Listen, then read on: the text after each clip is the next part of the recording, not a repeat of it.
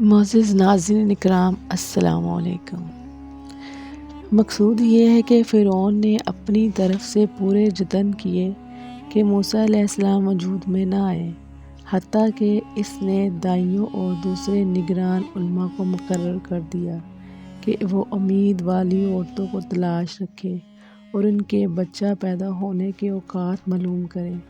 بس جوں ہی کوئی عورت لڑکا جنم دیتی تو یہ قصاب اسے فوراً ذبح کر دیتے۔ اہل کتاب کی ہاں یہ ہے کہ فرعون بنی اسرائیل کی قوت کمزور کرنے کے لیے ان کے بچوں کو مرواتا تھا تاکہ جب وہ مد مقابل آئیں تو مقابلہ میں ٹھہر نہ سکیں، لیکن یہ بات محض نظر ہے بلکہ بالکل باطل ہے، کیونکہ اس مقصد کے لیے فرعون نے اب بچوں کو قتل کرنے کا حکم دیا۔ موسیٰ علیہ السلام کے نبی بن جانے کے بعد دیا تھا، جیسے اللہ تعالیٰ نے فرمایا۔ بس جب ان کے پاس ہماری طرف سے دیا ہوا حق لایا تو انہوں نے کہا اس کے ساتھ ایمان لانے والوں کے بچے کو قتل کرو اور ان کی عورتوں کو زندہ چھوڑ دو۔ دوسرے مقام پر ارشاد ہے، بنی اسرائیل نے موسیٰ علیہ السلام سے شکایت کی کہ ہم کو تکلیف دی گئی اس سے پہلے کہ تو ہمارے پاس آتا اور تیرے آنے کے بعد بھی۔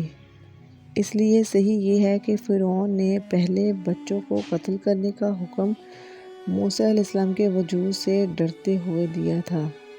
ایک طرف یہ انتظامات ہو رہے ہیں اور دوسری طرف تقدیر کہہ رہی تھی، اے جابر بادشاہ جو لشکروں کی کثرت، اپنی طاقت اور وسیع سلطنت کے بلبوتے پر اکڑا ہوا تھا، اس اللہ عظیم کا فیصلہ ہے جو مغلوب نہیں ہوتا، اس کو کسی کام سے روکا نہیں جا سکتا اور نہ ہی اس کے فیصلوں کی خلاف ورزی ہو سکتی ہے کہ وہ بچہ پیدا ہو کر رہے گا جس سے بچاؤ اختیار کیا جا رہا ہے، جس کی وجہ سے بے شمار اور لاتعداد بچے مروائے جا چکے ہیں، اور اس کی پرورش تیرے ہی گھر میں ہوگی، تیرے بستر پر ہوگی، تیرے گھر میں تیرے کھانے اور پینے کی چیزوں سے ہوگی، تو اسے بنا کر پرورش کرے گا، تو اس پر فدا ہوتا پھرے گا اور اس کے راز پر تجھے اطلاع نہیں ہوگی،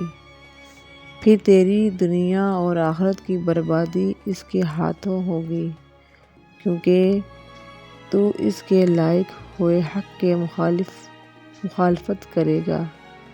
اس کی طرف کی جانے والی وحی کی تکذیب کرے گا۔ یہ سارے حالات و واقعات اس لیے رونما ہوں گے کہ تجھے اور تمام مخلوق کو علم ہو جائے کہ آسمان و زمین کا رب جو چاہتا ہے کرتا ہے، وہی قوت و طاقت والا ہے، سخت عذاب والا ہے، اس کی مشیت کے سامنے ہر چیز بے بس اور مجبور محض ہے۔